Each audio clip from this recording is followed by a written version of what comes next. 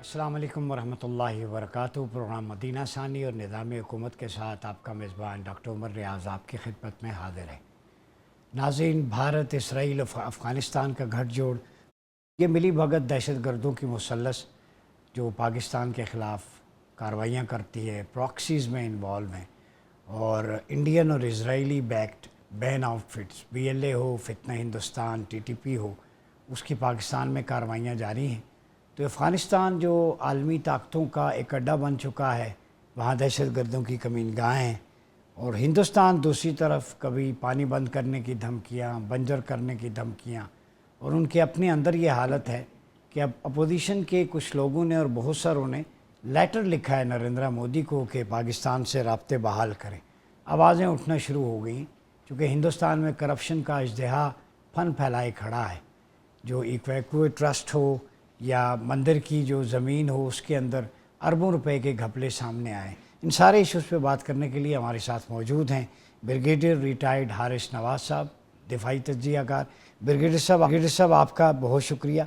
और हमारे साथ मौजूद हैं रेयर एडमिरल फैसल शाह साहब। फैसल शाह साहब, आपका भी बहुत शुक्रिया। और हमें स्टूडियो में ज्वाइन किया है माहिर बिन अक़वामी उमूर डॉक्टर सुंदस मुस्तकीम साहिबा ने, और हमें ज्वाइन किया है एयर वाइस मार्शल एजाज़ मलिक साहब ने। मलिक साहब, आपका भी बहुत शुक्रिया। ब्रिगेडियर साहब, आपसे आगाज़ करता हूँ कि भारत, इसराइल और अफ़गानिस्तान तीनों के ताने बाने गठजोड़ अब आहिस्ता आहिस्ता बेनकाब हो रहा है। जिस तरह NGOs अफ़गानिस्तान में काम कर रही हैं और उनके पीछे वो इजरायली मफादात को प्रोटेक्ट करना है, तो आप क्या समझते हैं कि ये जो इंडियन सपोर्ट है, लॉजिस्टिक्स, टेक्नोलॉजी इसराइल दे रहा है, पैसा हिंदुस्तान दे रहा है और पाकिस्तान को डिस्टेबलाइज करने की कोशिश की जा रही है, इस पे आपका क्या मौक़िफ़ है? पाकिस्तान ने भारत को एक जिल्लत में शिकस्त किया है, उसको आइसोलेट कर गया है, नेट सिक्योरिटी प्रोवाइडर बन गया है। दुनिया की नज़र में पाकिस्तान बहुत उसका स्टेचर हाई हो गया है, पाकिस्तान की बड़ी इज्जत बन गई है। पाकिस्तान के साथ आपके साथ सऊदी अरब ने स्ट्रेटेजिक दफाई मुआहदा भी कर लिया। खलीज ममालिक भी पाकिस्तान को देख रहे हैं। उसके साथ जब हमने सालसी का किरदार अदा किया मेडिसिन का, उसमें जिस खुश असलूबी से पेशा वर सलाहियतों के साथ आला सफारतकारी से हमारे फील्ड मार्शल ने स्पेशल मिलिट्री डिप्लोमेसी से, पर्सनल कॉन्टैक्ट से, पर्सनल कोशिशों से दिन रात मेहनत करके अमेरिकन प्रेसिडेंट का कॉन्फ्रेंस विन ओवर किया, उनके vice president conference win over किया, ईरानियन लीडर्स का कॉन्फ्रेंस विन ओवर किया, जिसकी वजह से बड़े उतार चढ़ाव आए, बड़े डिफिकल्ट टाइम है, लेकिन अल्टीमेटली वो सक्सेसफुल हो गए इस्लामाबाद अकॉर्ड MOU साइन करवाने के अंदर। और अभी टेक्निकल टीम बैठ रही हैं, वो अपना डिस्कस करेंगी और उसके बाद फाइनली इंशाल्लाह 60 डेज में या थोड़ा सा और फेल ओवर है, जिसकी वजह से फाइनल एक मंतकी इंजाम तक ये चला जाएगा। लेकिन उसके साथ आप ये देखें कि उसमें अब जो मार पड़ी है इंडिया को, वो फिर संदूक 2 की बात करते हैं, कभी कहते हैं बदला लेंगे। बदला संदूक 2 में मतलब प्रॉक्सीज को यूज़ कर रहे हैं, कभी अफगान तालिबान रजीम को यूज़ कर रहे हैं, कभी ये फितन खारिज, फितन हिंदुस्तान, दाइश, इनको इस्तेमाल करते हैं। पैसा फंडिंग ये कर रहे हैं, टेक्निकल असिस्टेंस ड्रोन वगैरह वो इजराइल दे रहा है इनको। लेकिन उसमें भी आपने देखा कि इनको मुंह की खानी पड़ी है। पाकिस्तान ने जब हार्ड स्टेट के तौर पे एयर स्ट्राइक की, बैकग्राउंड में एयरबेस से जाके हमने 100 के करीब ड्रोन तबाह कर दिए, 40 से 50 हज़ार राइफल जो अमेरिकन साथ थी वो तबाह कर दी, नाइट विंग गॉगल तबाह की, बख्तरबंद गाड़ियाँ तबाह कर दी। वो इनको बहुत बड़ा नुकसान हुआ। उसके बाद इनके फ्यूल डंप, इनके एमुनिशन डंप, इनके टेक्निकल सपोर्ट इंफ्रास्ट्रक्चर ने उड़ा के रख दिया। जब इन्होंने हमारी पोस्टों में अटैक किया, हमने वहाँ पर इनकी 25 पोस्टों में कब्जा कर लिया। तकरीबन 1500 से 2000 टेररिस्ट ये वहाँ जो हमें अटैक करने आए थे, इनको हमने मार दिया, इनकी पोस्टों पे कब्जा किया, वहाँ इनका नुकसान किया और फिर सफ़ेद झंडे भी खड़े किए। लेकिन बात ये, अफगान तालिबान रजीम जो है, ये है बेसिकली थैंकलेस पीपल। इनको सिर्फ पैसा चाहिए, इनको लुटेरे हैं, ये बताखोरी करते हैं। आपके सामने जब ये दोहा में एग्रीमेंट हुआ तो उन्होंने कमिटमेंट की थी अमेरिकन से कि हम अपनी सरजमीन किसी टेररिस्ट ऑर्गेनाइजेशन को इस्तेमाल नहीं करने देंगे। वो भी ये पूरी नहीं कर सके। नंबर 2 ने ये कहा था कि 6 महीने में हम अफगानिस्तान में fair, free, transparent general election करवाएंगे, अफगान अवाम अपनी मर्जी की हुकूमत लेके आएंगे। उन्होंने वो भी नहीं किया। दुनिया में इनके किसी सिफारती ताल्लुकात नहीं है। तो इन चीज़ों को देखें तो मेरे ख्याल में अब टाइम आ गया कि पाकिस्तान को दुनिया सुनती है, पाकिस्तान की तारीफ करती है, पाकिस्तान स्टैचर हाई हो गया है। ہمیں امریکن سے بات کرنی چاہیے کہ آپ نے جو وعدے کیے تھے تو پورے کروائیں، یا آپ ان کو 30-40 بلین ڈالر پر ویک ان کو فائنینشیل سپورٹ دیں وہ بند کر دیں گے، خود اپنی موت مر جائیں گے، پھر نیگوشیشن کریں گے. ہم نے تو ان کو بہت اکیلے لڑائی کر رہے ہیں، 200-250 انٹیلیجنس ڈیلی کر رہے ہیں، لیکن اس کے ساتھ جب ان کو یہ فنڈنگ بند ہوگی پھر خود بخود ہی ٹھیک ہو جائیں گے. فنڈنگ بند ہوگی، خود بخود ٹھیک ہوں گے. ایئر وائس مارشل ریٹائرڈ اعجاز ملک صاحب، یہ بتائیے سر، ایئر فورس تو فل کیپیبل ہے، ہم سٹرائک بھی کرتے ہیں، ایریل سٹرائکس بھی ہوتی ہیں، دہشت گردوں کی کمینگاہیں ویسی کی ویسی ہیں. کب تک یہ قوم بحیثیت پاکستانی ہم سب ایک دوسرے سے یہ ڈسکس کریں گے کہ دہشت گردی ہو رہی ہے، یہ ختم کیسے ہوگی؟ ہندوستان کو منہ توڑ جواب کیسے دیں گے؟ کیونکہ اب اوپن ہے کہ بہت ساری تنظیمیں، ان کی فنڈنگ، وہ تو ببانگ دہل ہندوستان ایکسیپٹ کر رہا ہے کہ ہم پاکستان کو ڈسٹیبلائز کریں گے، اسرائیل سامنے ہے. تو ہم دنیا سے تو توقع نہیں کر سکتے، دجالی طاقتوں کا یہ نظام ہے، امریکہ اس کے حواری، یہ اسرائیل مسلمانوں کے خیر خواہ تو نہیں ہو سکتے. تو آپ کیا سمجھتے ہیں ہمیں کیا کرنا چاہیے؟ اب کھل کے ہندوستان سامنے آ گیا ہے تو اس کے جواب کے کون کون سے آپشنز ہیں، کیا صورتیں بن سکتی ہیں؟ دیکھیے، جیسے ابھی بریگیڈیئر صاحب نے بڑی تفصیل سے بتایا کہ ہم نے اپنی کائنیٹک اپلیکیشن سے، آف کورس اس میں ایئر فورس آرمی مل کے کام کرتے ہیں، اور بڑی پرسیژن کے ساتھ without any possible collateral damage ہماری کوشش ہے کہ ہم جو آئیڈینٹیفائڈ ٹارگٹس ہیں بڑی کریڈیبل انٹیلیجنس انفارمیشن کے ساتھ، اور اس کو ریئل ٹائم سرویلنس سے، ریکانیسنس سے ہم لوگ کنفرم بھی کر رہے ہوتے ہیں تاکہ کوئی کولیٹرل ڈیمیج نہ ہو. اور کیونکہ ہمارا، جس طرح ہمارے پرائم منسٹر نے اور ہماری ملٹری لیڈرشپ نے بارہا اظہار کیا ہے کہ ہمارا افغان عوام سے کوئی مسئلہ نہیں ہے، وہ تو خود ہاسٹیج ہیں اس افغان طالبان رجیم کے. اور بدقسمتی سے یہ رجیم جن وعدوں کی بنیاد پہ پاکستان نے ان کو فیسیلیٹیٹ کیا تھا اور پھر یہ حکومت میں آئے، انہوں نے وہ وعدے تو پورے نہیں کیے، بلکہ الٹا وہ ڈائریکٹلی بھارت کے ساتھ انہوں نے اپنے روابط اس حد تک بڑھا لیے کہ اب وہ بھارت کے جو 2.0 سندور ہے آپریشن، اس کو وہ کنٹینیو کر رہے ہیں پاکستان کے خلاف. اور وہ اپنے آپ کو انہوں نے پیش کیا ہے کہ جی we are available terrorist for higher.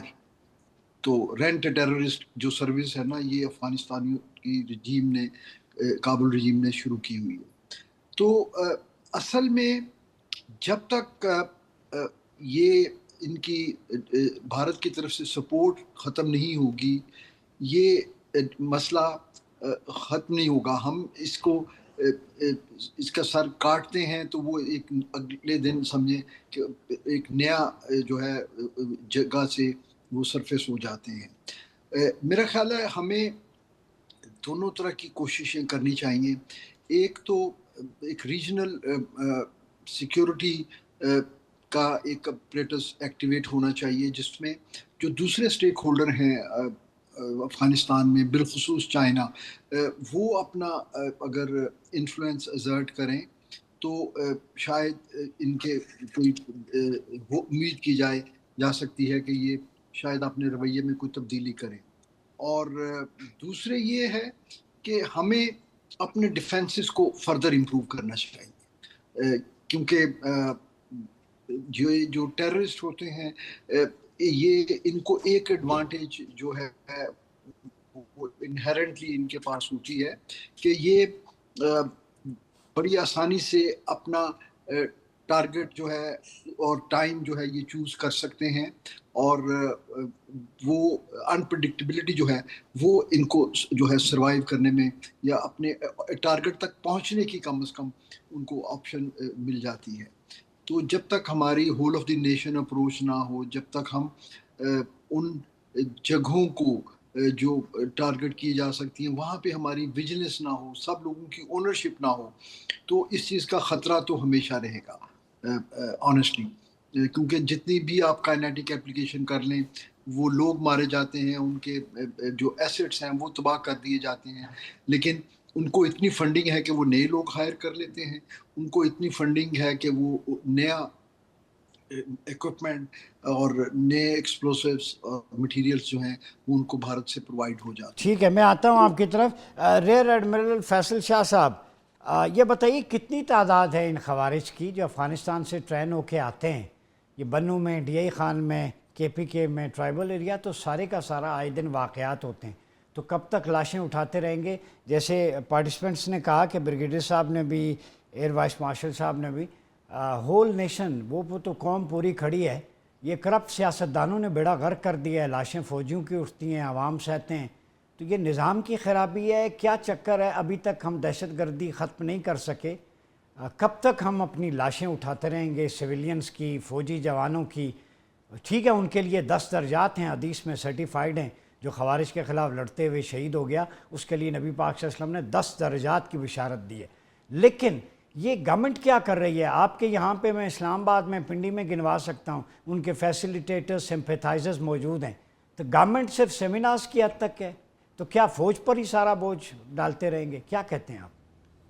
Ji doctor साहब, शुक्रिया मुझे प्रोग्राम में लेने का। मैं आपकी तवज्जो दिलाना चाहता हूँ, रशियन फॉरेन मिनिस्ट्री की एक रिपोर्ट आई है, ये मेरा ख्याल है कि इसी साल के शुरू में आई है, और उसमें उन्होंने ये कहा है कि अफगानिस्तान में 23,000 एक्टिव टेररिस्ट मौजूद हैं, जिसमें से तकरीबन 7 से 8,000 टीटीपी से ताल्लुक़ रखने वाले हैं, जो कि पाकिस्तान के खिलाफ बरसर पैकार हैं।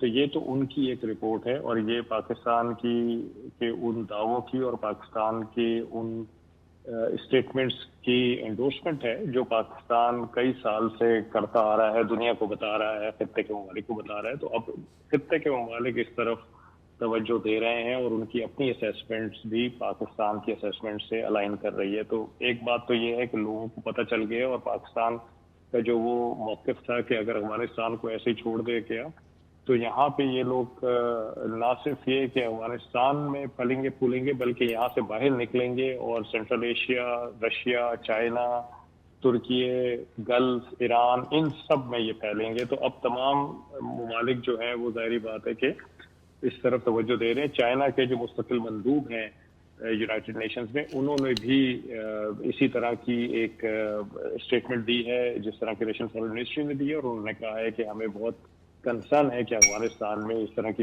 एक्टिविटीज़ हो रही हैं। मैं ये समझता हूँ डॉक्टर साहब कि 2 फ्रंट हैं इसके, एक एक्सटर्नल फ्रंट है और एक इंटरनल फ्रंट है, और हम दोनों फ्रंट्स पे लड़ाई तो कर रहे हैं, लेकिन मेरा ख्याल है कि हमें थोड़ा सा कुछ और करने की ज़रूरत है। फॉर एग्जांपल एक्सटर्नल फ्रंट में, जैसे एवीएम इजाज साहब ने कहा, बिल्कुल बजा कहा कि जब तक हम भारत पे प्रेशर नहीं डालेंगे, जब तक हम दुनिया को भारत का चेहरा बेनकाब करके नहीं दिखाएंगे और उनकी सपोर्ट ख़त्म नहीं होगी, ये मामला ख़त्म नहीं होगा। अब हमें जब मई 2025 के बाद एक बहुत अच्छा पॉलिटिकल एसेंडेंसी मिली है, एक स्ट्रेचर मिला है, और उसके बाद फिर जब हमने ये मीडिएशन की है ईरान और अमेरिका के बीच में, तो हमें ये चाहिए कि हम अपने इस स्ट्रेचर को यूज़ करें और दुनिया को बताएं कि ये जो क्रॉस बॉर्डर टेररिज्म है, इसकी ताने बाने कहाँ से हिलाए जा रहे हैं और इसके पीछे कौन है, उस पर प्रेशर डाल के उसको रोका जाए। तो पहला तो एक्सटर्नल फ्रंट पे तो ये। इंटरनल फ्रंट पे आपकी बात वजह है कि हम लड़ रहे हैं, शहादतें भी हो रही हैं, लेकिन इंटरनल फ्रंट पे मैं समझता हूँ कि एक चीज़ की जो कमी मुझे नज़र आती है वो ये है कि देखें, हम हालत जंग में हैं, और जंग, कोई भी जंग हुकूमत, फौज और अवाम, इन तीनों के बाहमी इश्तराक के बगैर आप नहीं जीत सकते हैं। तो मुझे इस वॉर अगेंस्ट टेरर में पाकिस्तान के अंदर इस अवाम का कोई किरदार नज़र नहीं आता है, सिवाय इसके कि वो उनकी जानें जाती हैं, इसके अलावा इनका कोई किरदार नहीं है। तो मैं ये समझता हूँ कि इनका किरदार होना चाहिए इसमें। हमें आंखें और कान बनने की ज़रूरत है अपनी सिक्योरिटी एजेंसीज की, अपनी फ़ौज की, अपनी हुकूमत की, और इसके लिए हुकूमत को चाहिए कि वो अवेयरनेस फैलाए, लोगों को बताए कि उनको किस तरह से चौकन्ना रहना है। अगर कोई अनयूजुअल चीज़ देखते हैं, अनयूजुअल एक्टिविटी देखते हैं, तो उसको किस नंबर पे रिपोर्ट करना है। अगर आपको याद हो तो 2007-8 की बात है, उस ज़माने में ये एक सिलसिला शुरू किया गया था और लोगों ने रिपोर्टिंग इस तरह से की थी, तो काफ़ी हालात काबू में आए थे। मैं समझता हूँ कि उसको एक दफ़ा फिर आजमाना चाहिए, और हमें दोनों एक्सटर्नल और इंटरनल फ्रंट पे इस तरह की जो हमारी कमी बेशी है उसको पूरा करना चाहिए। जी डॉक्टर साहिबा, आप ये बताएं, फैसल शाह साहब कह रहे हैं अवाम को उस तरह से रोल नहीं है जो होना चाहिए। ठीक है, वो शहादतें अवाम भी दे रही है सारा, ये बात बड़ा इम्पोर्टेंट पॉइंट हाईलाइट किया उन्होंने, لوگوں کی کوچنگ اویئرنس، ٹھیک ہے، ساتھ صرف سوشل میڈیا کی حد تک نعرے بلند کرنا ہم ساتھ ہیں، آج کل اے آئی جنریٹڈ پوسٹر لگا دینا، یہی نہیں ہوتا، ذمہ داری ہے۔ دوسرا یہ بتائیں کہ جب سب کو پتہ ہے کہ انڈین سپانسرڈ ٹیررزم ہو رہا ہے پاکستان کے اندر مختلف ناموں سے، پراکسیز، واحد ملک ہے جس پہ سب سے زیادہ پراکسیز مسلط ہیں، ایٹمی اثاثے، فوج، اسلام، پاکستانی پوری دنیا میں خبروں کا نشانہ کیا۔ میں آرٹیکلز پڑھتا ہوں، چونکہ پریڈکشنز جو ہیں، بشارتیں حدیث میں میرا سبجیکٹ ہے، جو خوارج سے لڑے گا 10 درجات ہیں، جو ان کو مارے گا۔ یہ فوج جس کو بشارت ہے، جو غزوہ ہند کی فاتح فوج ہے، بغیر حساب کتاب کے جنت میں جائے گی۔ ابو داؤد نسائی کی روایات موجود ہے۔ یہ گہرے سبز رنگ کے ہرے جھنڈے یہ لیڈ کرے گی، اور ایلیا میں سیدنا امام مہدی اور عیسیٰ علیہ السلام کے لشکر میں جائے گی۔ تو جس فوج کو اتنی زیادہ بشارتیں ہوں، جس خطے کو ٹھنڈی ہوائیں حضور کو ادھر سے آتی ہوں نبی پاک صلی اللہ علیہ وسلم کو، تو کیا یہودیوں کو نہیں پتہ؟ انہوں نے سارا یہ پڑھا ہوا ہے۔ اس کا مطلب ہے ان کا نشانہ ٹھیک ہے اسلام، پاکستان اور افواج پاکستان، چونکہ انہیں پتہ ہے کہ اس فوج اور اس ملک کے پیچھے اللہ اور اس کے رسول کا روحانی ہاتھ موجود ہے۔ کیا کہتی ہیں آپ؟ پہلے آپ کے دوسرے سوال کا جناب کے تناظر میں، جس میں ہی آپ کا سوال میں جواب دینا ہے کہ جیسے آپ نے کہا کہ چونکہ ان کو معلوم ہے، وہ قرآن کو ان ڈیٹیل بہت اسٹڈی تحقیق کرنے کے بعد اس نتیجے پہ پہنچے ہیں کہ ٹھنڈی ہوائیں یہاں سے کیوں آتی ہیں، اور چونکہ ان کو معلوم ہے کیوں اسرائیل نے سب سے پہلے جو بندے ساتھی پاکستان کو الٹیمیٹ تھریٹ قرار دیا تھا، اور اب ایران اس کے دکھتی رگ بنا ہوا ہے، کیونکہ اسرائیل کو بخوبی معلوم ہے کہ ایران اور پاکستان ہی ہے جو کہ ان کے لیے ایک تھریٹ ہے، اور یہی بات افغانستان کی دہشت گرد تنظیم اور بھارت کو بھی بخوبی معلوم ہے۔ تبھی فتنۃ الخوارج اور فتنۃ الہندوستان کی ٹرم ہم اس لیے یوز کرتے ہیں کیونکہ وہ بیک بائی، جو ہم B L A and back by را کی جو بات کرتے ہیں۔ ابھی جو فیصل صاحب نے کہا کہ 23,000 جو ملیٹنٹس ہیں، ان میں آپ 8,000 تو ٹی ٹی پی کے الگ کرتے ہیں، تو باقی آپ کا کیا خیال ہے؟ وہ بہت پاکستان پرو ملیٹنٹس ہوں گے؟ ٹھیک ہے، وہ بالکل پاکستان پرو ملیٹنٹس نہیں ہیں، اور یہاں پر اس بات کو بھی سمجھنے کی ضرورت ہے کہ we are not fighting against Afghanistan, we are just fighting against those terrorist organizations and terrorist group جن کا کوئی دین ایمان ہے ہی نہیں، ٹھیک ہے، جو کہ دہشت گرد کا کوئی مذہب، کوئی نیشنلٹی، کوئی قوم نہیں ہوتی۔ دہشت گرد ہوتا ہے۔ This is one of the core reasons کہ آپ ٹیررزم کی اسی ڈیفینیشن پہ آج تک اتفاق نہیں کر سکتے ہیں، کیونکہ کسی کا ٹیررسٹ کسی کا فریڈم فائٹر ہوتا ہے۔ انڈینز اور اسرائیل جو ہیں ان کے نزدیک ٹیررزم کے بٹ آئی ایم سیئنگ کہ ایک ڈیفینیشن پہ اس لیے اتفاق نہیں ہے۔ اچھا، آپ نے جو پہلی بات کی جناب کہ پاکستانی عوام کا رول، تو میں تو سمجھتی ہوں جناب کہ جتنی سیکریفائز، جتنی قربانیاں پاکستانی عوام نے دی ہیں ان وار اگینسٹ ٹیررزم، ان وار اگینسٹ ایکسٹریمزم، دنیا میں اتنی قربانیاں کسی اور ملک نے نہیں دی ہیں۔ ہاں، ہمیں مزید ویجیلنٹ مزید ووکل ہونا چاہیے، ہماری سوشل میڈیا کو، ہمارے ملیلینس کا جنزی کو جو ہے سوشل میڈیا پر جو ہے اس طرف بھی توجہ دینی چاہیے۔ آپ آئی آر سے ہیں نا، تو آپ بتائیں، چونکہ اکیڈمیا سے بھی آپ کا تعلق، جی، ٹیررزم کے، دہشت گردی کے خلاف سلیبس میں کتنا کانٹینٹ موجود ہے؟ میرا بھی وہی فیلڈ ہے۔ میرا ریسرچ ورک اس پہ ہے۔ آپ دیکھیں کہ anti counter terrorism primary level سے باقاعدہ سلیبس میں ہے؟ بالکل نہیں ہے، بالکل نہیں ہے، لیکن ہم آگے جو پوسٹ گریجویٹ اسٹڈیز میں جو ہم انڈیویجول ریسرچ ورک بہت اس پہ کام ہوا ہے کاؤنٹر ٹیررزم، کاؤنٹر ایکسٹریمزم پر، اور اس توسط سے میں یہ بات کہتی ہوں جناب کہ دیکھیں آپ کی کتنی ہی یہ جو آپریشن زربیاز، آپریشن آپ کتنی ہی آپ نے 2008 سے 2014 تک کے جو ہم نے آپریشنس کیے تھے، رائے حق، رائے راست، ہاں، لیکن یہ these are kinetic means of warfare. آپ کائنیکٹک مینز آف وارفیئر سے ایک حد تک سنب کر سکتے ہیں، لیکن ہمیں نان کائنیکٹک مینز آف وارفیئر یعنی کہ اینٹی کاؤنٹر ٹیررسٹ نریٹو کو ڈیولپ کرنے کی ضرورت ہے۔ حکومت کا کام ہے، فوج کا کام نہیں ہے۔ فوج اپنا کام کرے، حکومت اپنا فوج کر کام رہی کرے، ہے، چھاتیاں پیش کر رہی ہے، لیکن گورنمنٹ کیا کر رہی ہے؟ This is not the ultimate solution. Allah That's what I'm saying کہ خالی شہادتیں کرنا، میدان جنگ میں لڑنا ایک وقتی سولوشن ہو سکتا ہے، لانگ ٹرم نہیں۔ لانگ ٹرم سولوشن کے لیے جیسا ہمارے نیشنل ایکشن پلان، جیسا ہمارا نیکٹا ہے، ٹھیک ہے، ہمیں اینٹی کاؤنٹر ٹیررزم اسٹریٹجیز اور نیریٹو ڈیولپ کرنے کی ضرورت ہے، تاکہ اس مائنڈ سیٹ سلیبس میں، پیپر ورک میں، اور آپ تھیوری کے ذریعے جو ہے، ٹھیک ہے، آپ ایسی پالیسیز لے کر آئیں۔ As I always see we are too good in making policies, but when it comes to implementation we lack in certain areas, تو ان پالیسیز کو امپلیمنٹ بھی کرنے کی ضرورت ہے، ٹھیک ہے۔ آپ کو وہ مائنڈ سیٹ سنپ کرنا ہے، کیونکہ آپ وقتی طور پر 95% کائنیکٹک مینز آف وارفیئر سے آپ نے سنپ کر دیا۔ واٹ اباؤٹ اسکول ایجوکیشن سے شامل کریں؟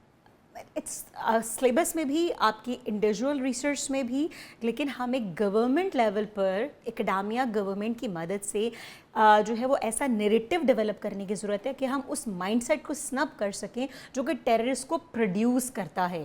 یہ جو آپ کی جو سوسائڈ بامبنگ کی انڈسٹری تھی کچھ عرصہ پہلے, یہ جو کائنیکٹنگ مینز آف وارفیئر سے پہلے جس کو سنپ کیا گیا تھا, فاٹا کو کے پی کے سے مرج کیا, ٹھیک ہے, آپ نے سوات میں جو ہے ملٹری آپریشنز کیے, تو بہت ہمیں ایک عرصہ لگا ان آپریشنز کے توسط سے جو ہے ان لوگوں کو وقتی طور پہ تو چلے ہم نے مار دیا, جہنم میں وصل کر دیا, لیکن وہ جو مائنڈ سیٹ وہاں پہ پنپتا رہا ہے وزیرستان, فاٹا, قبائلی علاقوں میں, جو کہ افغانستان پاکستان کی جو فرجائل سب بارڈر ہے وہاں سے ٹیررسٹ لے کر آتا ہے, ٹھیک ہے, جو پختونستان اور یہ جو اینٹی پاکستان ایلیمنٹ ہے, اس کو سنپ کرنے کے لیے, اس مائنڈ سیٹ کو سنپ کریں گے تو لانگ ٹرم سولوشن پاسبل ہے اس کا. ملکہ جی, آپ کا پوائنٹ آ گیا, یہاں وقت ہوا چاہتا ہے ایک چھوٹے سے بریک کا, ملتے ہیں بریک کے بعد. ویلکم بیک ناظرین, پروگرام میں ایک دفعہ پھر آپ کا خیر مقدم ہے. اعجاز ملک صاحب یہ بتائیں, دیکھیں کافی عرصے میرا چونکہ اکیڈمیا بھی ہے, I am author of 10-11 books اور انٹرنیشنل ریسرچ پبلیکیشن ہے میری 63.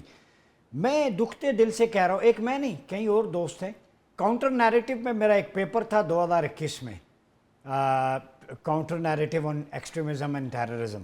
نیکٹا کو میں نے پیپر بھیجا, ریسرچ پیپر, انہوں نے کہا جی ہمارے یہاں نہیں چھپ سکتا. تو وہ paper that was best research paper award جو 2021 میں اناتولیا ترکی سے ملا.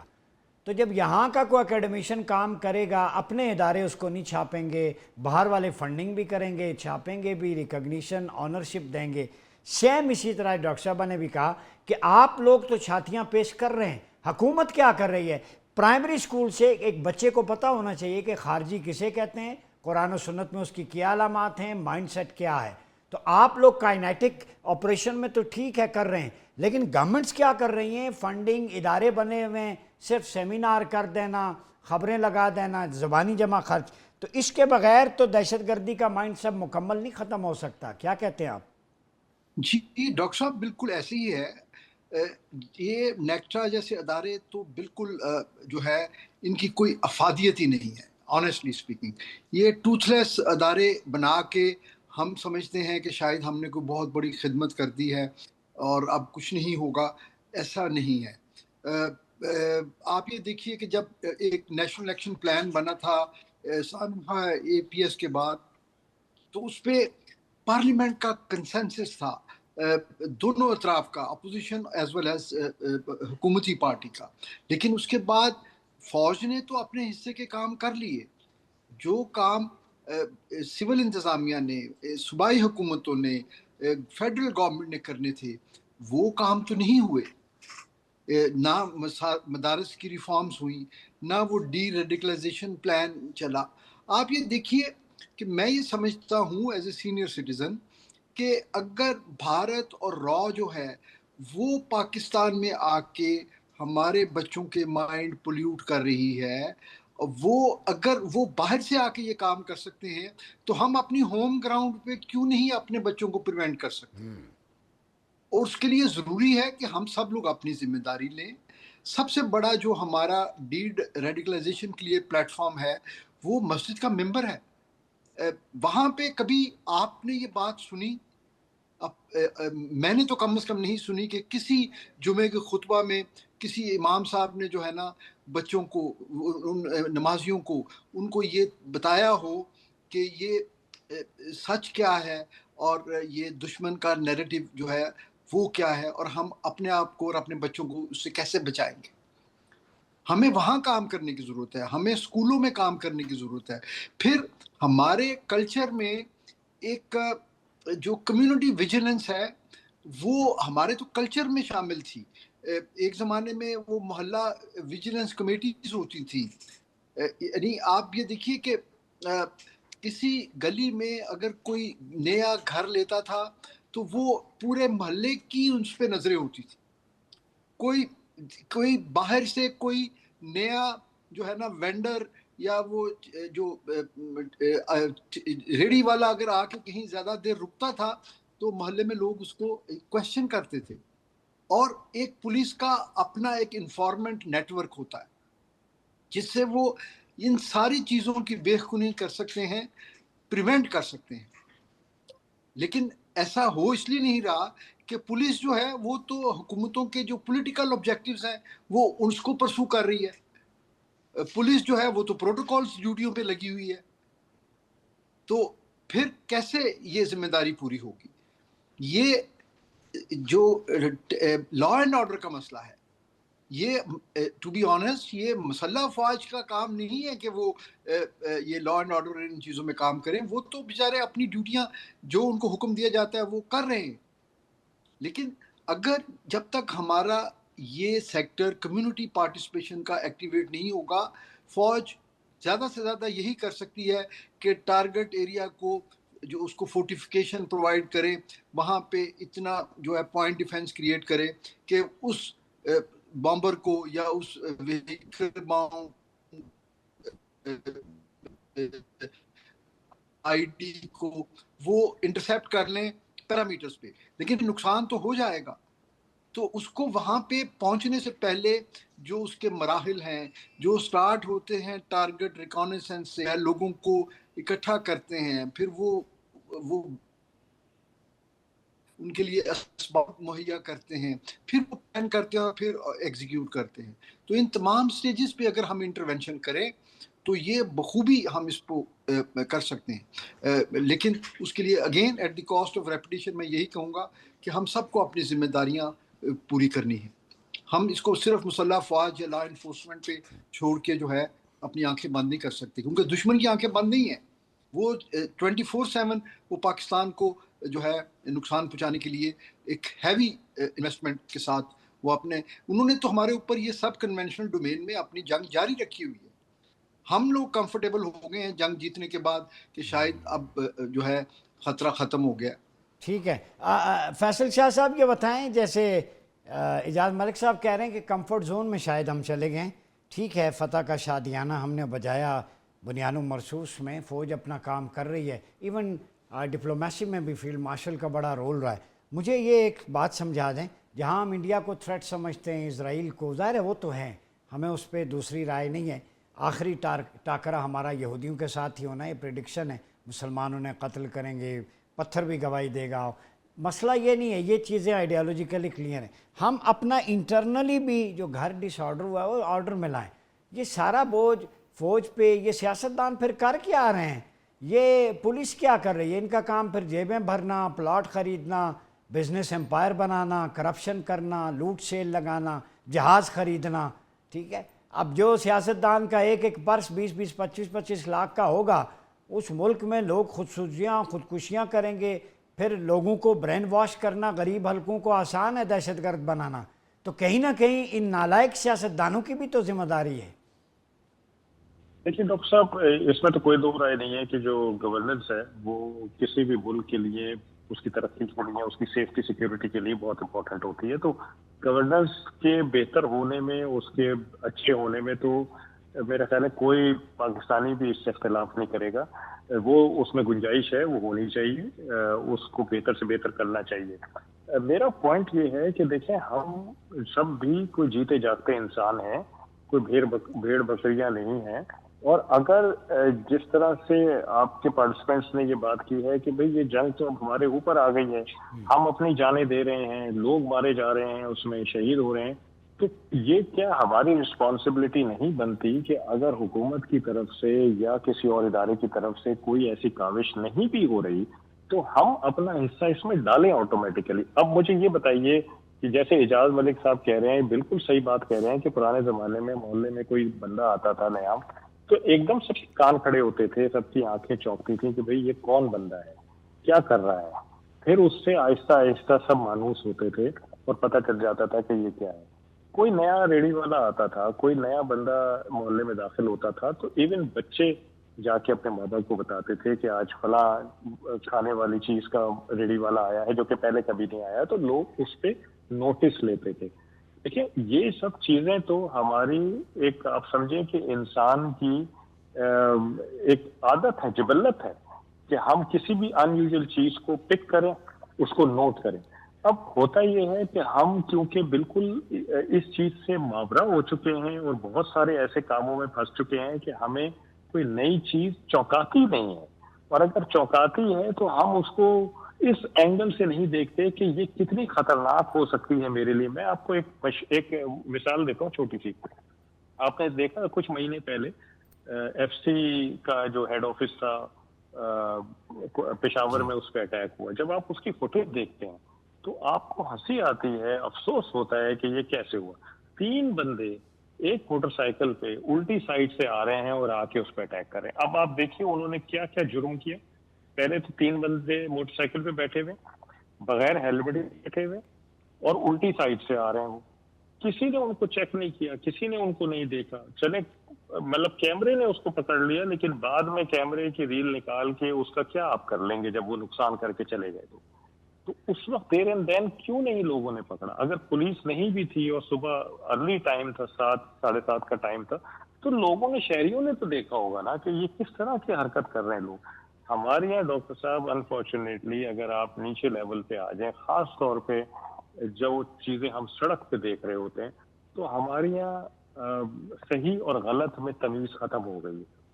تو ہمیں رول آف لا کو، شہریوں کو رول آف لا کو فالو کرنے کی ضرورت ہے تاکہ ہمارے اپنے دماغوں میں صحیح اور غلط کی تمیز آئے. ٹھیک ہو گیا. دنیا بھر میں لا گورنمنٹ بناتی، امپلیمنٹ عوام کرتی ہے. ہمارے یہاں تو امپلیمنٹ نہیں کرتی عوام. مجھے اس چیز کا افسوس ہے. ٹھیک ہے، وہ گورنمنٹ نہیں کروانا، عدلیہ نے. بہرحال کیا کہیں، جہاں پہ اس بے جان عدالت پہ تو پھر سکوت ہی اختیار کیا جا سکتا ہے حکومتوں پہ. یہاں عمارتیں گر جاتی ہیں، مقدمہ بھی ٹیوشن سینٹر پہ جو زخمی ٹیچر ہے اس پہ کیا جاتا ہے. المیہ تو یہ ہے، اربوں کے جہاز خریدنے کے لیے پیسے ہیں، لوگوں کو صاف پانی کے لیے نہیں ہے. بریگیڈیئر حارث نواز صاحب، سر یہ بتائیں، یہ جیسے فیصل شاہ صاحب کہتے ہیں سویلائزڈ نیشن بننا چاہیے. سویلائزیشن ایک تہذیب ہوتی ہے. رانگ سائڈ سے بائک جا رہا ہے، صبح 7 ساڑھے 7 پولیس کی ڈیوٹی ہونی چاہیے، 8 گھنٹے کی ہوتی ہیں، شفٹیں ہوتی ہیں. بہرحال اس سبجیکٹ کو بھی چھوڑتے ہیں. تو کیا پاکستان میں تہذیب صرف ایک بیکری کا نام رہ گیا ہے؟ دیکھیں، بات یہ ہے کہ سسٹم آف گورنمنٹ کو چلانے کے لیے کچھ چیزوں کی بہت سخت ضرورت ہوتی ہے سسٹم کو چلانے کے لیے. اس میں سب سے اہم چیز ہے وہ دیکھیں، ایک ہوتا ہے گڈ گورننس. اور اس گڈ گورننس کے لیے نمبر 1 امپورٹنٹ چیز ہوتی ہے کہ اس میں آپ میرٹ پہ جائیں، میرٹ پہ کوئی کمپرومائز نہ کریں، نیپوٹزم نہیں ہونا چاہیے. اور میرٹ کے ساتھ اگر کوئی اور کرتے، اس کی 3rd چیز ہے اس میں کہ زیرو کرپشن لیول جو ہے وہ بالکل زیرو ہونا چاہیے. اور اگر کرپشن ہوتی ہے تو 4تھی چیز ہے کہ اس میں روٹلیس اکاؤنٹیبلٹی. چاروں چیزوں کا پاکستان میں فقدان ہے، جس کی وجہ سے ہمارا سسٹم ٹھیک نہیں ہوتا. اس کے لیے ظاہر ہے کہ ہر ایک کو اپنی ذمہ داری پوری کرنی ہے. عوام اپنے نمائندے پروونشل اسمبلیز میں، نیشنل میں کیوں لے کر آتے ہیں؟ تاکہ ان کے حلقے کے، ان کے اپنے مسائل، ان کے جو ہے وہ مسائل پورے ہو سکیں. اور وہ جو پبلک ریپرزینٹیٹیو ہوتے ہیں وہ پروونشل گورنمنٹ بنائیں اور پھر فیڈرل گورنمنٹ بنائے، پرائم منسٹر بنے، اور وہ عوام کی ایجوکیشن، ہیلتھ، پھر اس کے بعد اکانومی کے لیے، جاب اپرچونٹی کے لیے، ہائر ایجوکیشن کے لیے ہر چیز کا سسٹم ٹھیک کریں، بلا تفریق ہر چیز میں وہ ٹھیک کریں. یہ ایک سب سے بڑا ایشو ہے جو پاکستان میں ہے. نمبر 2 سے بات یہ پرابلم ہے، اب 5 سال فیلڈ مارشل اسمبلی نے کہا کہ ہم نے تہیہ کیا گیا کہ ہم ملک سے دہشت گردی بھی ختم کریں گے، اس کے لیے جو بھی قربانی دینی ہو، جو شہادت دینی ہو کریں گے. But then we have to eliminate illegal system. Illegal system میں کیا ہے؟ ہنڈی کا پیسہ اسی طرح آ رہا ہے، اینٹی نارکوٹکس کا پیسہ آ رہا ہے، اسمگلنگ کا پیسہ آ رہا ہے، ٹائر اسمگل ہو رہے ہیں، سگریٹ اسمگل ہو رہے ہیں، اسمگل وہیکلس کا پیسہ. یہ سارا فنڈ ہو رہا ہے ٹیررسٹ آرگنائزیشن کے. جب ہم یہ نہیں کنٹرول کر رہے ہیں تو پھر کیسے ختم ہو؟ جڑ سے ختم. ہم مارتے جائیں گے، لوگ آتے جائیں گے، ہم کھاتے دیکھتے جائیں گے. کہتی کہ گورنمنٹ کے اندر کچھ ان کے گورنمنٹ کے لوگ، کچھ ان کے بزنس مین جو سپورٹ کرتے ہیں. گورنمنٹ سے کہتی ہے کسی طرح سے کہ ہمیں کچھ نہ کہو، آپ کافی جو مجھے لڑائی کرتے ہو. That's all you don't do at national. آپ مجھے بتائیے 14 پوائنٹ نیشنل ایکشن پلان کے نہیں بنے 2021-22 سے، اس پر عمل کیوں نہیں ہوا؟ Who is responsible? What is the job of the government? کیا فوج ہر کام فوج ہی کرتے رہے گی؟ شہادت دیتی ہے، سب کام کرے گی، ایئر فورس اپنا کام کرے، نیوی اپنا کام کرے. That and of it. مارکا کم نے کر کے دکھا دیا کہ ایک فوج، مسلح افواج اپنی تیاری پوری کرتے ہیں، آپریشن ریڈینس رکھتے ہیں اور دشمن کی میلی نظر کی آنکھیں نکال دیتے ہیں. ساتھ ہی ساتھ باقی کام بھی کرتے ہیں. ٹیررزم سے کاؤنٹر ٹیررزم لڑائی بھی کر رہے ہیں، کلیمٹیز آتی ہیں، فلڈز آتے ہیں، ایسے کام کر رہے ہیں. विद गवर्नमेंट का काम क्या है? Government has to come in. Government का काम इश्तिहारात और टिक टॉक रह गया है। ब्रिगेडियर साहब मैं आता हूँ आपकी तरफ। डॉक्टर साहबा ये पैनलिस्ट का जो इजमा है, इजमा समझती है ना, एक टर्म उसूल फ़िक़्ह में है कॉन्सेंसस। इंडिया इजराइल तो हम उनकी बड़ी क्लास लेते हैं, लेकिन वो टेररिज्म फ़ौज तीनों हमारी मुसल्लह अफ़वाज साबित कर दिया है ग्राउंड पे, बॉलीवुड पे नहीं जो इंडिया ने किया बॉलीवुड। मसला ये है कि बैरूनी दुश्मन से उतना ख़तरा नहीं है, अंदर की जो मुआशी दहशतगर्दी है, इकोनॉमिक टेररिस्ट, इनका क्या इलाज है? आज खुल के बोलें। मुझे लगता है आप जो आप पढ़ाती हैं, जो आपका एक्सपोजर है, खुल के बताएं मुआशी दहशतगर्द कौन है और ये दहशतगर्दी हमारी कुर्बानियों पे भी जंग लगा रही है। कहते हैं ना, देखिए जैसे हमें जब भी मुसलमानों को, पाकिस्तानियों को नुकसान पहुंचाया है वो अंदर से ही हमारे जो गद्दार है उन्होंने पहुंचाया है। बाहर से दुश्मन का कामयाब ही तब हुआ है। ऑपरेशन बनियान मरसूस में हम इसलिए कामयाब थे, हमारी पॉलिटिकल मिलिट्री लीडरशिप इकट्ठा थी। उससे पहले पास्ट में देखेंगे जब यहाँ पर इंतशार था दुश्मन का वार हम पे चला है, लेकिन जब नहीं चला तब जब हम सब इकट्ठा मुत्तहिद एक पेज पर थे, मैदान जंग हो या खेल का मैदान हो, जब हम मिनहसल कौम एक थे हमें कोई हरा नहीं सका है। ठीक है। अच्छा, अब जिस तरह एक एजाज मलिक साहब ने बात की जनाब कि आपके मस्जिद के मेंबर पर बैठकर जो मतलब जो खुतबा देते हैं, दहशतगर्दी का आगाज़ वहाँ से हुआ था। जो मेरी अपनी भी काउंटरिंग वॉर एंड एक्सट्रीमिज़म की रिसर्च वर्क है कि जब आप रिलीजियस मिनिस्ट्री से आपके जुमे के खुतबे जब तक अप्रूव्ड नहीं होंगे मलेशिया और बाकी इस्लामिक ममालिक की तरह, तब तक इस मसले का एक पेज पर हम नहीं आएंगे। हम अपने उन नो गो स्कूल गोइंग एरियाज़ में अगर आप जाएँ जहाँ पर बच्चे जो हैं वो सही स्कूल नहीं जाते हैं, जो सिर्फ मदरसों तक जाते हैं। इसमें मैं लेट मी करेक्ट एक चीज़, चूँकि हम अभी बयान कर रहे हैं, हमेशा इस्तिस्ना एक्सेप्शंस हर जगह पे होती हैं।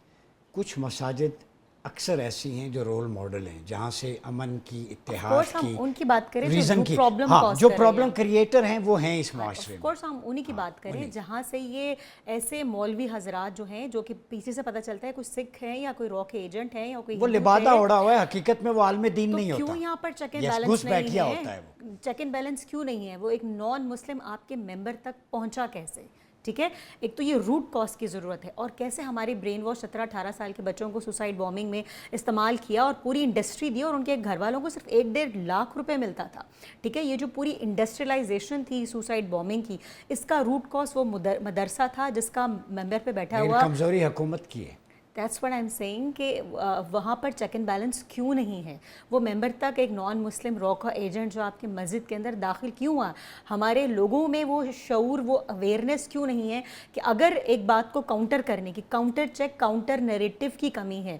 लोगों को भी counter check, counter narrative develop करना चाहिए कि अगर खुतबे पे बैठ के कोई भी कुछ भी कह के चला जाएगा, हम उसको तस्दीक कर लेंगे। हदीस को भी वेरीफाई करने की कहा गया, हदीस को भी वेरीफाई करें। तो आप मस्जिद के मौलवी की बात को कैसे वेरीफाई नहीं करते हैं? सो एक तो ये कि मसाजिद और मदरसों में जो तालीम दी जा रही है, ठीक है, उसको आपने काउंटर करना है। और बिल्कुल इन्फ्लेशन और गुर्बत जो है वो आपको मजबूर करती है। सोशल, अभी देख लेंगे जो रेप केसेस के इंसिडेंट्स भी आप सुन रहे हैं इस्लामिक ममालिक में, ये नहीं होना चाहिए। ठीक है, सो मतलब ये कि सोशल इकनॉमिक फैक्टर्स को भी मलूज़ खातिर रखना चाहिए। लेकिन जितना ब्रेन वॉश मज़हब के नाम पर हमारा जो एक एवरेज पाकिस्तानी होता है, ठीक है, उसको ब्रेन वॉश करना सबसे ज़्यादा आसान। लेकिन एक बात आपको बताऊं, आपने तो मज़हब को कह दिया, मज़हब बर्दाश्त तहम्मुल सिखाता है और अक्सरियत मज़हब वालों की बड़े पोलाइट होते हैं। लेकिन जब आपके कुछ चैनल्स जब उस बाउंड्री को क्रॉस कर जाए ना, तो फिर इश्तियाल फैलेगा। जैसे एक ड्रामा है, उसमें एक बिगड़ी हुई लड़की, शेल्फ पे इस्लामिक स्टडीज़ की किताब रखी हुई जिस पे मस्जिद नबी की पिक्चर है, आपने देखा होगा, वो ज़मीन पे पटकती है। क्या वहाँ पे इकनॉमिक्स की किसी और चीज़ की किताब नहीं थी? जब लोग ये देखेंगे हमारी नबी पाक सल्लल्लाहु अलैहि वसल्लम से अनकंडीशनल अटैचमेंट है, मेरे लिए तो मेरा नबी हरफ़े आखिर है, चाहे जहाँ पे भी हूँ, आपके लिए भी है, हम सब के लिए है। लेकिन जब आपके यहाँ टीवी चैनल्स पे रसूल अकरम सल्लल्लाहु अलैहि वसल्लम और आपकी आल के विजुअल्स आप मुहर्रम में दिखाएंगे, इस्लामियात की किताब नीचे फेंकेंगे, तो मुझे बताएं फिर दहशतगर्दी जिसे आप कहती हैं, फिर वो जज्बात तो मुतासिर होंगे ना। यहीं से तो वो चीज़ जन्म लेती है, ये खुद जवाब पैदा करते हैं। This might be one of the reason root cause, लेकिन जो अब मेजर रूट कॉज, आप सारा मज़हब पे थोप रही थी। میں بھی قرآن پڑھا ہوا ہوں, کتابیں ہیں. مذہب کو مس انٹرپریٹ کرنے والوں جو مس انٹرپریٹ کرتا ہے وہ اگنورنٹ ہے, جاہل ہے. ہم سے پوچھیں نا, جتنا انکلوسو مذہب ہے, میثاق مدینہ, مواخات مدینہ, خطبہ حجت الوداع, میگنا کارٹا تو بعد میں آیا, سارا رسول اکرم صلی اللہ علیہ وسلم کی سیرت میں جو دیا گیا. مذہب کے نام پہ لوگوں کو مس گائیڈ کر رہے ہیں, مس انٹرپریٹ کر وہ رہے ہیں, غلط ہیں, اس پہ تو ریاست کو, حکومت کو ایکشن لینا چاہیے, یہی تو ہم کہتے ہیں. لیکن ان کی آڑ میں سارے علماء کو, مدارس کو, پورے کو, یہ غلط ہے. آپ اس چینل پہ بھی جو ہے نا ایسوں کو بھی پھر روکنا چاہیے. بہت شکریہ ڈاکٹر مستقیم, ایئر وائس مارشل اعجاز ملک صاحب, بریگیڈیئر حارث نواز صاحب, ایڈمرل فیصل شاہ صاحب, آپ چاروں کا بہت شکریہ. ناظرین, گفتگو کا سلسلہ جاری ہے, وقت ہوا چاہتا ہے ایک چھوٹے سے بریک کا, ملتے ہیں بریک کے بعد. ویلکم بیک ناظرین, پروگرام میں ایک دفعہ پھر آپ کا خیر مقدم ہے. بات ہو رہی ہے پاکستان میں دہشت گردی کے واقعات, ہندوستان اور افغانستان کی انوالومنٹ. اس پر بات کرنے کے لیے ہمارے ساتھ موجود ہیں نامور دانشور سابق وزیر خارجہ جناب خورشید محمود قصوری صاحب. خورشید قصوری صاحب, بہت شکریہ ہمیں جوائن کرنے کا. یہ بتائیے کہ افغانستان کی سرزمین پاکستان کے خلاف استعمال ہوتی ہے, لگتا یوں ہے کہ وہ ایک آماجگاہ بن چکی ہے عالمی طاقتوں کی. انڈیا کی جو مالی معاونت ہے, اسرائیل کی لاجسٹکس اسے مل رہی ہیں, پاکستان میں پے در پے واقعات بڑھ رہے ہیں, اس کو آپ کیسے دیکھتے ہیں؟ دیکھیے جی, مجھے تو افسوس اس لیے زیادہ ہے کہ افغانستان اور پاکستان کے جو تاریخی تعلقات ہیں, میں 1947 کی بات نہیں کر رہا, نہ میں ڈیورینڈ لائن کی بات کر رہا ہوں, میں جمال الدین افغانی کی بات کر رہا ہوں, علامہ اقبال کی بات کر رہا ہوں. میں بات کر رہا ہوں جس نوعیت کے تعلقات تھے, جو بردرہڈ تھا, جو افسوس ہے, نہایت افسوس ہے کہ سوچنا چاہیے دونوں سائڈ پہ یہ ہوا کیوں. یہ تو اس کا ایک, اور یہ اس قسم کی ریلیشن شپ نہیں ہے جیسے انڈیا اور پاکستان کی ہے. اس ریلیشن شپ کو بہرحال امپروو کرنا ہم دونوں ملکوں کے مفاد میں ہے, کیونکہ اتنی گہرائی ہے ہمارے تعلقات میں کہ ایک زمانے میں, پرانی بات چھوڑیں, علامہ اقبال اور جمال الدین افغانی کی, پریزیڈنٹ کرزئی جو تھے انہوں نے بھی ایک زمانے میں کہا تھا کہ Pakistan and Afghanistan are conjoined twins. ان کو مد نظر رکھتے ہوئے واقعی بہت افسوس ہوتا ہے.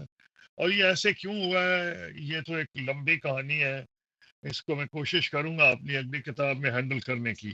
لیکن یہ اب کوئی ڈاؤٹ نہیں رہا کہ ہندوستان جو ہے وہ پوری کوشش کر رہا ہے اس ٹیریٹری سے, چاہے وہ بلوچستان کی ٹیریٹری ہو یا خیبر پختونخوا کے ارد گرد, کہ وہ ہر قسم کے انسیڈنٹس جو ہیں ٹیررسٹ ان کی پشت بنائی کرے.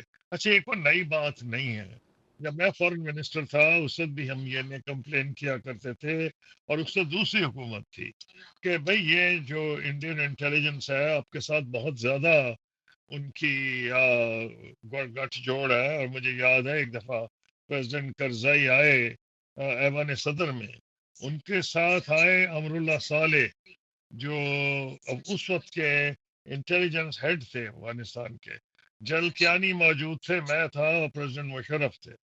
اور اس میں ہم نے انہیں بتایا, جب انہوں نے کہا کہ جی آپ یہ کر رہے ہیں وہ کر رہے ہیں, ہم نے کہا ان کے چیزوں کے جواب دیں, اور وہ ان کو ڈائریکٹ پروف دیے گئے. اور اس میں یہاں تک بتایا گیا کہ فلانا لیٹر فلانا وقت ISI نے انٹرسیپٹ کیا ہے, جس میں آپ یہ کہہ رہے ہیں کہ ہندوستان کے کچھ دوست آ رہے ہیں, ان کو فلاں بارڈر پہ لے کے جایا جائے. اس کا جواب ان کے پاس کوئی نہیں تھا. تو اس کا میرا پوائنٹ یہ ہے کہ لمبی کہانی ہے یہ انٹرفیئرنس کی. ہماری طرف انڈیا کی پوری کوشش رہی ہے کہ وہ ہمیں اس علاقے سے, کیونکہ کشمیر کی جو جد و جہد ہے اس سے وہ اتنا تنگ آیا ہوا, ہر چیز میں وہ کہہ چھوڑتا ہے کہ یہ پاکستان کی طرف سے دہشت گردی کا نتیجہ ہے. تو میں سوال پوچھتا ہوں, جو 90,000 شہیدوں کی قبریں ہیں کشمیر میں, کیا وہ غیر ملکی ہیں یا کشمیری ہیں؟ تو اس لیے یہ ایک لمبی, میں اس کو کیا جواب دوں, یہ بدنصیبی ہے ہماری کہ اس قسم کے حالات پیدا ہوئے ہیں. باہر صورت ہمیں اسے ٹیکل کرنا پڑے گا. پاکستان کو جو کاؤنٹر ٹیررزم ہے اس کو مضبوط کرنا پڑے گا, اور خیبر پختونخوا کی حکومت اور جو مرکزی حکومت ہے ان کی کوآپریشن اور کوآرڈینیشن بہت بہتر کرنی پڑے گی, کیونکہ یہ بہت بڑا چیلنج ہے پاکستان کے لیے. ایک طرف پاکستان اتنا اہم کردار ادا کر رہا ہے as a peacemaker between United States and Iran. اوپر سے بھارت کی کوششیں بڑھتی جا رہی ہیں کہ وہ پاکستان کو امبیرس کرنے کے لیے اس قسم کی ایکٹیویٹیز افغان سوئل سے کروائے. تو اس کا کیا حل ہے؟ حل تو یہ ہے کہ ہمارے علاقے میں امن ہو اور ہمارے بھارت کے اور ہمارے اور افغانستان کے تعلقات بہتر ہوں. کیا یہ ہمارے ہاتھ میں ہے؟ تالی دو ہاتھ سے بجتی ہے. تو ہم نے تو میں یہ سمجھتا ہوں کہ ہوش کے ناخن لینے چاہیے. ابھی بھی جو جنگ ہوئی ہے 2025 میں اور اس کے بعد جو پاکستان کو ملٹری کے علاوہ ڈپلومیٹک سکسیسز ہوئی ہیں، میرا خیال ہے کہ ہندوستان میں ایک طبقہ، میں کرنٹ گورنمنٹ کو تو نہیں کہہ سکتا، وہ یہ سمجھنے لگا ہے کہ ہندوستان کے بھی مفاد میں ہے کہ وہ پاکستان سے مل کے بات چیت کرے اور بات چیت کے ذریعے یہ تمام مسائل کا حل کرے. اور اگر وہ ہماری بات چیت کامیاب ہوتی ہے تو مجھے پورا یقین ہے کہ اس کا اثر افغانستان پہ بھی پڑے گا. لیکن افغانستان کے ساتھ ہمارے اتنے زیادہ روابط ہیں، مذہبی ہیں، اور ہماری جو کئی دفعہ جو ہماری سیاسی جماعتیں ہیں. پچھلے دنوں میں ایک زمانے میں مجھے یاد ہے کہ مولانا فضل الرحمان صاحب بھی دورے کر کے آئے تھے. تو جو اتنے قریبی تعلقات ہیں پھر ہمارے علماء کے اور ان کے، تو بہت ہی افسوس ہوتا ہے کہ یہ کیوں ایسا ہو گیا ہے. میں حکومت میں حصت نہیں، تو اس لیے مجھے حکومت کی جو مشکلات ہیں اس کا اندازہ تو ہے، لیکن میں صرف یہی کہوں گا کہ اس میں ضرورت اس بات کی ہے کہ اتنے ملک جو کوشش کر رہے ہیں، چین، ترکی، سعودیہ، قطر، یہ کیوں نہیں کامیاب ہو رہی ہیں ایفرٹس؟ اس میں خشوری ایک صاحب، تو جی جی جی جی یہ بتائیے کہ آپ درست فرما رہے ہیں، کیا پاکستان اور بھارت کے درمیان کوئی ڈائیلاگ کا پروسیس دوبارہ شروع ہو سکتا ہے؟ اور کشمیر پہ آج ذرا کھل کے بتا دیں، آپ بڑے قریب رہے، آپ کھل کے نہیں بتا رہے کہ کشمیر کا قضیہ کیسے حل ہونے والا تھا. وہ ساری دیکھیے، انسانیت کے مفاد میں ہوگا، یہ بات آج بتا دیں. جی ہاں، دیکھیں، یہ ایک ایسی چیز ہے جو اس کو جھٹلایا ہی نہیں جا سکتا، کیونکہ یہ بات یا تو لکھ سکتے تھے پریزیڈنٹ مشرف یا ڈاکٹر منموہن سنگھ، یا بھارت کا کوئی وزیر خارجہ لکھتا. بھارت کے 3 وزیر خارجہ تھے. میں واحد تھا جس نے کتاب لکھی، نہ ڈاکٹر صاحب، نہ ڈاکٹر منموہن سنگھ نے لکھی، نہ پریزیڈنٹ مشرف نے لکھی. لیکن میں نے جو اپنی انوگرل کتاب کی ہے، میں نے دلی میں ڈاکٹر منموہن سنگھ کو بلایا تھا اور یہاں ڈاکٹر پریزیڈنٹ مشرف کو، اور ان کو ایڈوانس کاپیز بھیجی تھی. وہ کبھی بھی اٹینڈ نہ کرتے کاپیز اگر اس میں غلط ورز ہوتا. اس میں 100% میں نے ڈیٹیلز دی ہیں کہ کس طرح ہم نے ایک 11-12 نکاتی فارمولا تھا، جس کو بعد میں پریزیڈنٹ مشرف نے 4 پوائنٹس کہہ دیا، تو لوگوں نے اس کو 4 پوائنٹس کہنا شروع کر دیا. اس میں تمام مسائل کا حل تھا. سب سے بڑھ کے یہ کہ اس میں ایفرٹ تھی کہ جو کشمیر کے انسانی حقوق ہیں کشمیریوں کے، ان کا تحفظ کیا جائے. یہ بات چیت تو 3 سال چلی، پس پردہ چلی، یعنی کہ بیک چینل پہ، اور فورن آفیسز اس میں انوالو تھے، لیکن ڈیٹیلز جو ہے وہ نہیں دی جاتی تھی تاکہ دوسری گورنمنٹ امبیرس نہ ہو.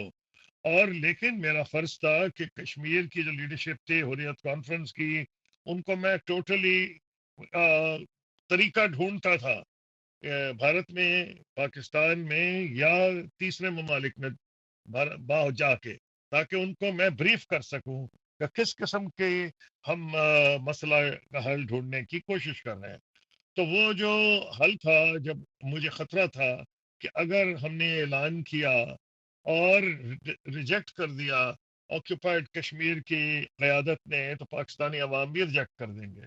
مجھے خوشی ہے کہ جب ہم نے اعلان کیا تو بہت کم اس کی ریزسٹنس تھی کشمیر کے اندر سے. ہاں، یہ ٹھیک ہے کہ ہمیشہ ہوتے ہیں ناقد، انڈیا میں بھی تھے، پاکستان میں بھی تھے. وہ تو ناممکن ہے کہ کوئی ایسا فارمولا دے دیں. فارمولا کے بنیادی جو نکات تھے اس میں ایک یہ تھا کہ ان کا تحفظ کیسے کیا جائے ہیومن رائٹس کا. ایک تو یہ تھا کہ وہ کمپلین کرتے تھے کہ ہر چوراہے میں بھارت کی فوج موجود ہے اور ان کی خواتین خاص طور پر غیر محفوظ سمجھتی ہیں، اور بچے وہاں چلنا پھرنا. ایک اس میں ایفرٹ تھی کہ ڈی ملٹرائزیشن بہت حد تک کی جائے اور فوجیں اربن ایریا سے ہٹائی جائیں اور بہت کم فوجیں چھوڑی جائیں، صرف LOC کی حد تک. تو یہ بڑی مشکل کام تھا، دیکھنے میں تو آپ کو آسان لگ رہا، 3 سال لگے تھے، اور انڈیا نے کہا ہم کیوں فوجیں وڈرا کریں. مقبوضہ تو کشمیر اور آزاد کشمیر کو ملا کے کیا ڈیسیژن ہونا تھا؟ پاسبل کیا ہے؟ نہیں دیکھیں، مسئلہ کچھ اور ہے، ہمارا اور ہے، ان کا اور ہے، اس کو کنفیوز نہیں کرنا چاہیے. پہلے مسئلہ تو یہ تھا کہ کشمیر کا مسئلہ کیا ہوگا. تو کشمیر میں یہ تھا کہ ایک ڈی ملٹرائزیشن، دوسرا یہ تھا کہ جوائنٹ میکنزم یہ تھا. بہت سے ایسے سبجیکٹس تھے جس میں ہمارا کشمیر جو آپ پوچھ رہے ہیں اور ان کا کشمیر، ان کے الیکٹڈ نمائندے اکٹھے ہونے تھے، اور اس میں پاکستان انڈیا کی نمائندگی ہونی تھی. اور وہ جو ہے اس میں بہت سبجیکٹس تھے، اور سب سے امپورٹنٹ سبجیکٹ تھا واٹر ریزروارز کا. یہ بہت امپورٹنٹ سبجیکٹ تھا، کیونکہ ہمیں یقین تھا کہ کشمیری جب اس باڈی میں بیٹھیں گے تو کوئی ایسا فیصلہ نہیں ہوگا جو پاکستان کے خلاف ہو پانی کے حساب سے. پھر اس کے اندر ہم نے یہاں تک کیا تھا کہ ڈر یہ تھا کہ وہ کہتے تھے کشمیری کہ ہمارے ہر الیکشن رگ ہوتا ہے.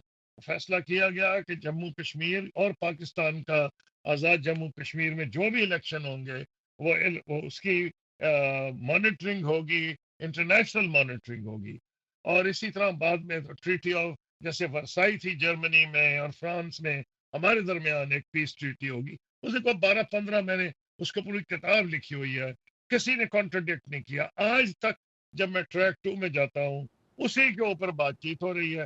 اور ابھی کچھ دن پہلے انڈیا پاکستان کے جوائنٹ کو 118-120 لوگوں نے، پرومیننٹ لوگوں نے سائن بھی کیا ہے دونوں پرائم منسٹر سے.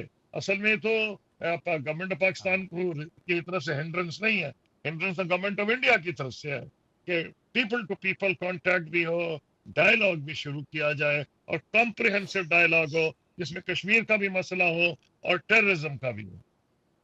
جی یہ جو خط لکھا ہے لیڈرز نے، ظاہر ہے کانگریس مین اور اس میں کچھ کشمیری قیادت بھی ہے اور بھی لوگ ہیں. آپ سے اگر ون لائنر پوچھوں، بیسٹ پاسبل سولوشن کیا ہے دونوں ملکوں کے لیے؟ بیسٹ پاسبل تو وہی ہے، جنگیں تو ہم نے کر لیں. ہم چاہتے تھے وہ ان کا کشمیر ہمارے حصے میں آ جائے، وہ چاہتے تھے ہمارا کشمیر وہ لے لیں. بڑی جنگیں ہوئیں، کچھ بھی نہیں، وہ بھی نہیں بڑھ سکے. انہوں نے دیکھ لیا، حالانکہ ان کی فوج ہم سے تگنی بڑی تھی، لیکن جتنی جنگیں ہوئی ہیں ایل او سی یا سیز فائر لائن، وہی فوجیں کھڑی ہیں. ہم بھی نہیں وہ علاقہ چھڑا سکے، وہ بھی نہیں چھڑا ہم سے لے سکے. نتیجہ کیا ہے؟ نتیجہ یہ ہے کہ آپ کو ٹیبل پہ ہی جانا پڑے گا. تو ٹیبل پہ جب جائیں گے تو جو وہ سولوشن لیٹر جو لکھا گیا ہے اس میں اگر آپ دیکھیں اس میں ذکر کیا گیا ہے 2003-2007. میں 2002 سے 2007 تک وزیر خارجہ تھا. میں تو کسی صورت میں آبجیکٹ ہی نہیں کر سکتا. وہ کہہ رہے تھے اس طرف جایا جائے جو اس وقت پروگرس ہوئی، جو وہ پروگرس ہے جو میں آپ کو بھی بتا رہا تھا. اس لیے کشمیریوں نے اس پہ بشمول میر وائز عمر فاروق جو حریت کانفرنس کے لیڈر ہیں انہوں نے بھی اس کو سپورٹ کیا. تو حل تو اور کوئی بھی نہیں ہے. جتنی وہ کہتے ہیں نا انگریزی میں ری انوینٹ دا ویل، ویل کو ری انوینٹ نہیں کیا جا سکتا. اس میں ہم نے 3 سال لگا کے کشمیریوں کے حقوق، پاکستان اور ہندوستان کی حکومتوں کے جو بنیادی مفادات ہیں وہ سب نے سامنے رکھے تھے. نہیں تو میرا تو دل چاہتا ہے سارا کشمیر ہمارا حصہ پاکستانیوں کا، ان کا دل چاہتا ہے وہ سارا کشمیر وہ لے جائیں. کشمیری پتہ نہیں کیا کیا چاہتے ہیں، ایک سے زیادہ آوازیں ہیں. تو جب سلوشن ہوتا ہے وہ ایسا ہوتا ہے جو بیسٹ انڈر دا سرکمسٹنسز ہوتا ہے، وہ سب کے لیے بیسٹ نہیں ہوتا. وہ وہی حل ہے اور اس کے علاوہ کوئی حل مجھے نہیں سمجھ آتا. اگر وہ نہ حل ہوتا تو اس کے اوپر انڈینز اور کشمیری سائن نہ کرتے. جو 2 دن پہلے بھی جوائنٹ لیٹر آیا ہے انہوں نے اسی کی طرف ریفرنس کیا. بہت شکریہ خورشید محمود قصوری صاحب. ناظرین، گفتگو آپ نے سنی. آج ہم نے دہشت گردی کے اسباب، افغانستان کی انوالومنٹ جو عالمی طاقتوں کا ایک جو ہے وہ اڈا بن چکا ہے اور یوں کہیں کہ اعلیٰ کار بنتا جا رہا ہے. اسرائیل کی لاجسٹکس اور انڈیا کی مالی معاونت کے ذریعے پاکستان پہ پراکسیز مسلط ہیں. ہمارے جوان، عوام ہر جگہ پہ ہم قربانیاں دیتے آ رہے ہیں. اب کھل کے انڈیا کو بھی ایکسپوز کرنا ہوگا. دوسری طرف جو کشمیر کا قضیہ ہے اس پہ خورشید محمود قصوری صاحب کہتے ہیں، ان کی کتاب بھی ہے کہ ہم حل کے قریب پہنچ گئے تھے اور اس پہ کشمیری لیڈرشپ کو بھی اعتراض نہیں تھا. تو میرے خیال میں اگر بیک ڈور کوئی چیز چل رہی ہے، جیسے انڈیا کے دانشور वहाँ के मॉडरेट लोगों ने लेटर लिखा है गवर्नमेंट को कि पाकिस्तान से राब्ते बहाल किए जाएं।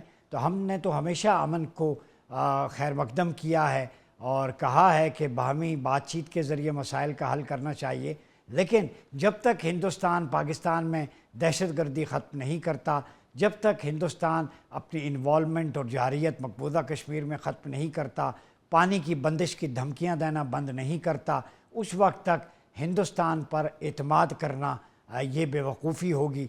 अगर हिंदुस्तान एतमाद बहाली चाहता है तो मकबूजा कश्मीर में इंसानी हुकूक की बहाली करे। पाकिस्तान पे जो बेजा पानी कभी बरसात में छोड़ दिया जाता है, कभी खुश्क साली में बंद किया जाता है, सिंध तास मुआहदे के एग्रीमेंट को फुलफ़िल करे और पाकिस्तान में जो दहशतगर्दी हो रही है उसमें जो उसकी इन्वॉल्वमेंट है वो ख़त्म कर दे और एक अमन पसंद मुल्क की हैसियत से, पड़ोसी की हैसियत से अगर बातचीत करना चाहता है तो पहले वो ये इक़दामात करे जो कॉन्फिडेंस बिल्डिंग मेजर्स होते हैं। फिर वो पाकिस्तान की तरफ अगर दोस्ती का हाथ बढ़ाता है, बिल्कुल हम दोस्ती का हाथ बढ़ाते हैं, हम जा रहे नहीं हैं, लेकिन ये नहीं हो सकता खून और बारूद और दोस्ती एक साथ नहीं चल सकती, दहशतगर्दी और अमन एक साथ नहीं चल सकता। तुम मकबूजा कश्मीर में, पाकिस्तान में दहशतगर्दी बंद करो, तुम अमन के प्रैक्टिकली दाई बन के आओ, फिर पाकिस्तान दो हाथ आगे आएगा। अपना बहुत ख्याल रखिए, इजाज़त दीजिए, अल्लाह हाफ़िज़।